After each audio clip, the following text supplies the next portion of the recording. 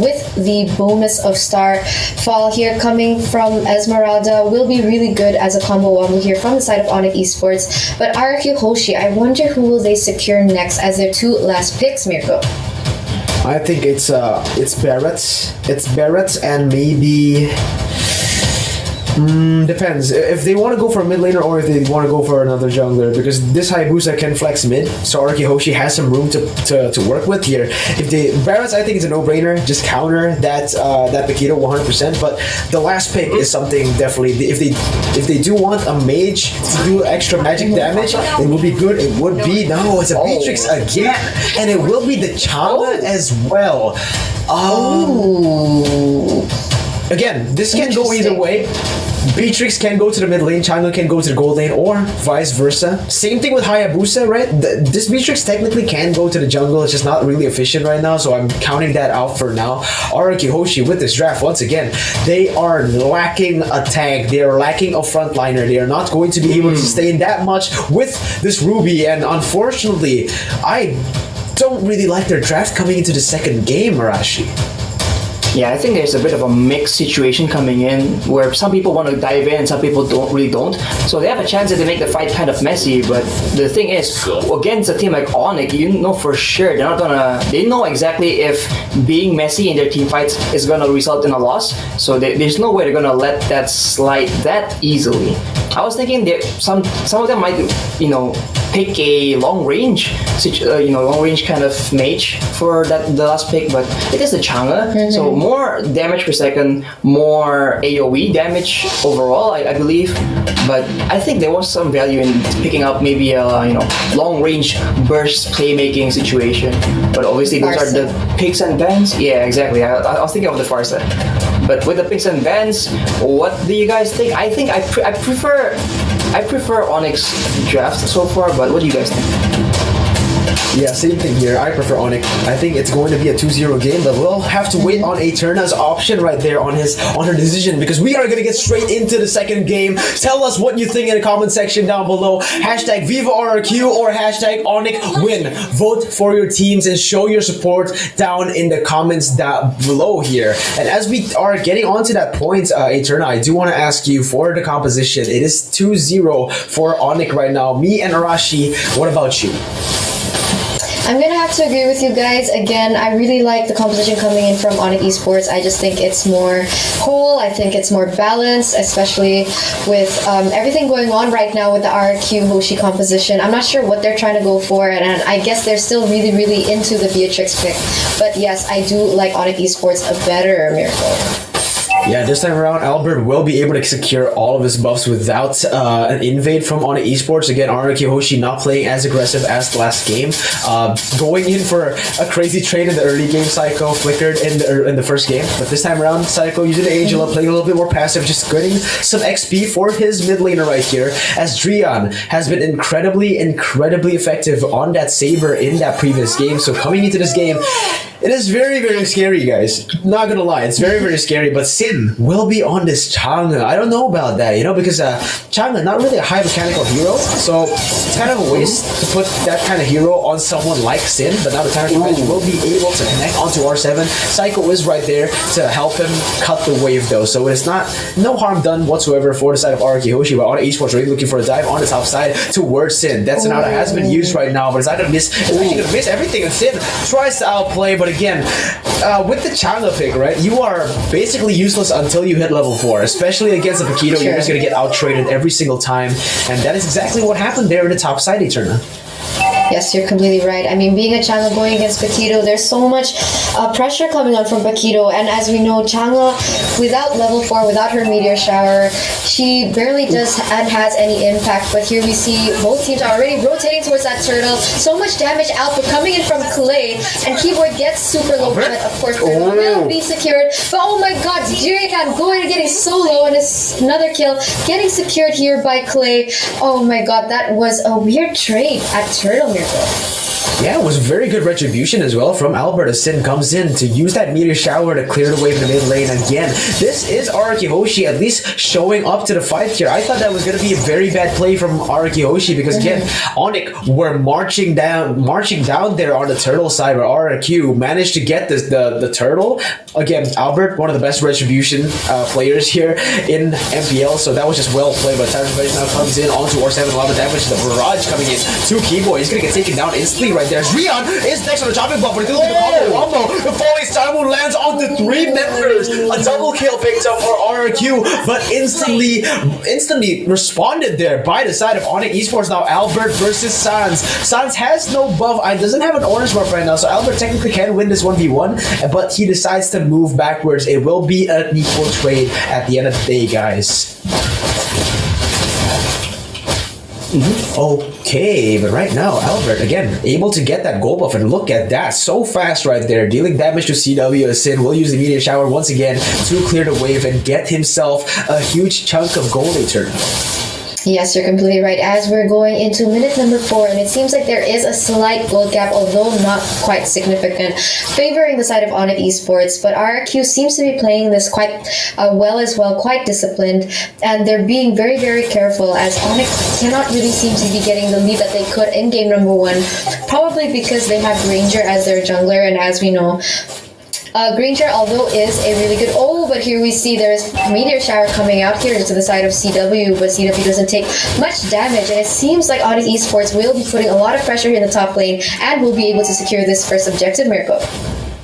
Yeah, the first turret will fall to the hands of Onic Esports, but Araki Hoshi instantly responding by getting this turtle, starting it up. But now, Onic Esports do have pressure in the top side. bkent can rotate faster, but now R7 goes in onto Keyboy, very, very low right there. But the meteor shower comes in, he has to back away, and that's going to be a free turtle from the side of Araki Hoshi. So contesting and trading objectives is the name of the game, but Onic Esports, these scaling heroes in the side lanes are just getting so much value out of the turret gold, and it's just going to be very hard for Araki Hoshi right now because Onic Esports, if we do go to the late game, technically, I mean, it's quite fair. But yes, let's take a look at the items right here, Rashi.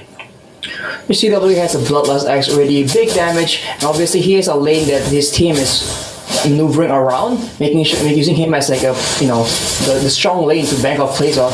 On the other hand, Boots already with the Enchanted Talisman. Fight might just break out there, but nope, both teams falling back, maybe understanding that there is no objective on the map as of thus far. War actually picked up by Albert, so clearly big damage potential coming in from him, and the Has Claws obviously making it harder for R7 to get bursted down in these fights, especially if they actually drag into the longer durations. But we see xinnn with an Enchanted Talisman as well. I think the plan was to use xinnn as wave clear to deny the tower being taken, but very smartly Onic realizes that and denies and zones away xinnn from the tower. Yeah, again, R7 just playing the weak side right there. Now Albert going to do the same thing here, but unfortunately does not have the shadow kill to finish him off. It will just be a tier 2 turret traded for a tier 1 turret. Not a worth it trade for the side of Onic Esports. And again, this is the power of Drian Saber, alright? He can just lock down any hero, and that is the one-shot capabilities of that hero. R7 taken down, and this is certainly not looking good. Onic Esports with a 1,000 gold lead right now, Eterna. Yes, 1,000, almost 2,000 here, Mirko. It is certainly not looking good for the side of RRQ Hoshi right now, as it seems like Onic Esports has their eyes on the... Oh my god, Mirko! Yeah, look at that. Boots actually gonna... Oh, CW gonna get taken down right there, and that's gonna be a kill pickup for the side of RRQ Hoshi. So a little bit of over-commitment right there from Onic. But again, it is still them with a 1,000 gold lead. RRQ Hoshi will look to nullify that gold lead right now as they're taking the first turtle, Eterna. Yes, they will be taking this turtle here. Yes, this third turtle. And it seems like although Onic Esports had the upper hand, but they managed to kind of turn the tides around, and they're showing some promise here on the side of RRQ Esports as they're looking towards taking this first third tier turret, rather, in the middle lane, Mirko. Yeah, you're absolutely right. The bouncing ball has been used. Now CW goes in with a knockout strike. Unfortunately, does not land onto anyone. And it looks like Onic will be able to get back pressure here in the mid lane after losing their Paquito right there. Albert, again, trying to get this one. Again, shower zone sounds away. It will be Albert picking up that orange buff without any problem whatsoever, as Drian will shove this mid wave in right here, Rashi. Yep, clearly Onic still wins as far as lane pressure goes, but here Drian is getting engaged on. Might be a mistake here. He walks back into the ultimate from Clay, taking out Drian there, but in exchange, Onic does pick up a tower for the troubles. But that was a bit of a weird play. I wonder what was going on. Yeah, I think Drian wanted to get his ultimate off, but unfortunately there was a Beatrix following him, and now CW goes in to a lot of damage onto Psycho, but he's going to be rooted in place right there as Keyboy goes in for the Tyrant's Revenge. Unfortunately, does not connect onto anyone, and Silence again.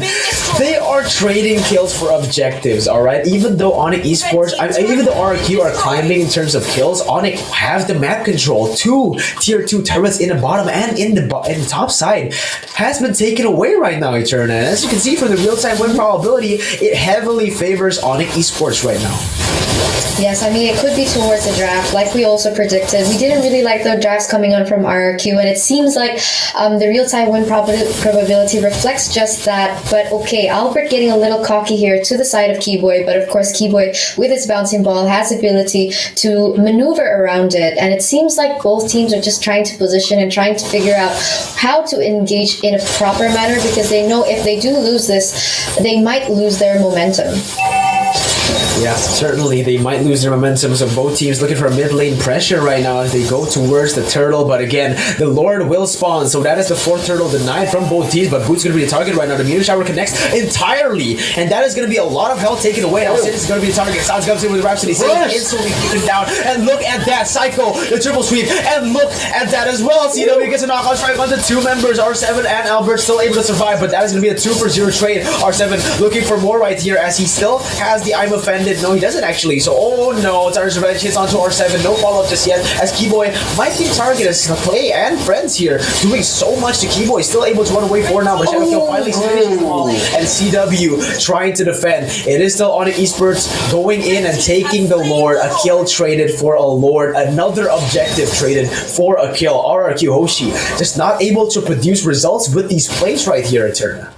Yes, you're completely right. Keyboy did so much for Onic just now. He bought so much time for them to secure that first Lord. So my question is, what is going on with RQ Hoshi right now? I mean, I thought they were really dominant, especially in their first match of the season, but is it the roster change that is different, or is it the draft again like we were talking about earlier? Harashi, please enlighten me.